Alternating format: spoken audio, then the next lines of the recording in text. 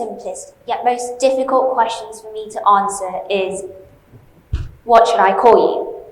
And that's not because I've got 50 different nicknames, but because I've got 2 different names in 2 entirely different languages. Much like most of you here, I assume.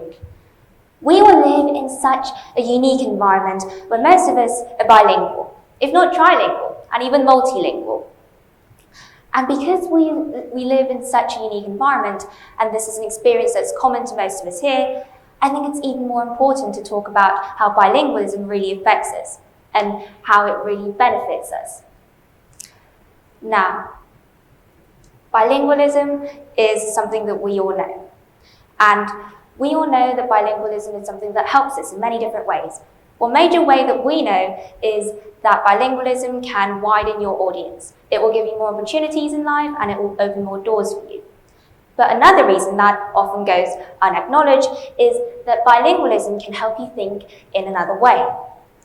But what does it mean to think in another language? It sounds quite simple, simply thinking in another language, but actually the reality is that it's much more complicated. Thinking in another language means that you are influenced by another language and another culture. This is actually proposed by Sapir-Whorf in the Sapir-Whorf hypothesis that was first proposed by Sapir in 1929 and later developed by Whorf. So in order to elucidate this hypothesis, I've prepared a few examples that shows how language really shapes our thoughts, our beliefs, and even what we feel. One example is with the expression of numbers. Now, I'm not quite fond of fractions and I'm not quite fond of maths, so I've prepared quite a simple fraction here. In Korean, you would read this as 3분의 2, which literally translated means of 3 parts, 2. In English, it would be 2/3. Mathematically, the Korean version is much more easier to understand the concept of fractions. It's simply that you have 3 parts, of which 2 are taken.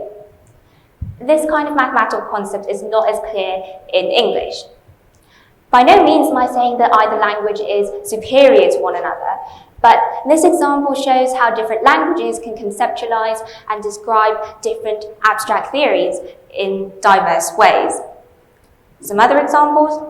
The language Gyuyeon from Pompoir uses absolute cardinal directions like north, east, south, and west for every spatial description. So in Gyuyeon, you're not sitting to the right of good old Jimmy. No, you're actually sitting to the east of good old Jimmy. To the geographers in this room, I'm sure this language sounds like your dream language. To the topographically challenged people like me, it sounds like an absolute nightmare, or a good lesson depending on how you view it. Yet so far, these examples seem quite trivial. Indeed, Korean can help you to learn fractions. Sure, Gyuyeon helps you to think in cardinal directions, but that's going to help you on what? 1 maths test and 1 geography test? It almost seems like these examples of linguistic thinking skills will only help you in the boundaries of a classroom. After we're done with school, it seems like it won't be of much use. Maybe once, when you're giving oddly specific directions to the north of this building to a stranger on the streets, but not more than that. But I can assure you that the benefits of bilingualism extend far beyond the boundaries of a classroom. In fact, even after you graduate and those pesky exams behind you, you will still find it really beneficial to be able to think in another language. In critical and decisive situations, thinking in a different language can help you approach a problem from a different perspective. This is because different languages describe the situation in different ways. For example, English tends to frame the situation in terms of the agent, so thus the sentences are very transitive. An example is if Jimmy broke his mum's favourite vase, one would say, "Oh no, Jimmy broke the vase." But in Spanish, you would say, "Se rompió el florero," which means the vase broke itself. You can see from this example that in English, Jimmy is clearly to blame. He is the agent of the sentence. But in Spanish, there is no mention of Jimmy, and Jimmy just might get away with it. Like this, Different languages can help you to see things from a different perspective and a point of view. You can put blame or agency on different people depending on the language you're speaking. Another reason it helps you to approach a situation from different perspectives is because languages carry different intrinsic values, ideologies, and philosophies. For instance, in Korean, this guy would be your imobu, this guy your 작은 아빠, this guy your 큰아빠, and him your 고모부, and him your 외삼촌. This all depends on which side of the family they're from, your mothers or the fathers, whether they're married, whether they're related by blood to you, and even whether they're younger or whether they're older than you. But in English, these middle-aged gentlemen will all just be your uncle.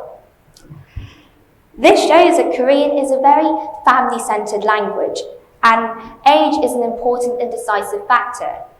This is all within the Confucian value system, and you can see from this that values, ideologies, and philosophies naturally seep into the language you're speaking. And the values that these languages intrinsically hold become a part of how you think as well. Moreover, socially, you can empathize and identify with a larger group of people by being able to speak another language. If you speak someone else's language, you have a greater sense of baseline rapport. You can communicate, you can understand what the other person feels and thinks. Understanding two or more different groups of people and their culture, their values, means you can sail through the world with just that much less prejudice and just that much more understanding. In more ways than one, bilingualism has shaped me, and has surely shaped all of you here in some way, to be a versatile thinker, a person who can approach challenges more confidently and creatively.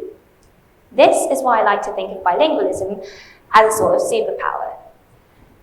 Of course, I understand the challenges that bilingualism brings with it. For instance, you blank out the most simple and basic words in one language.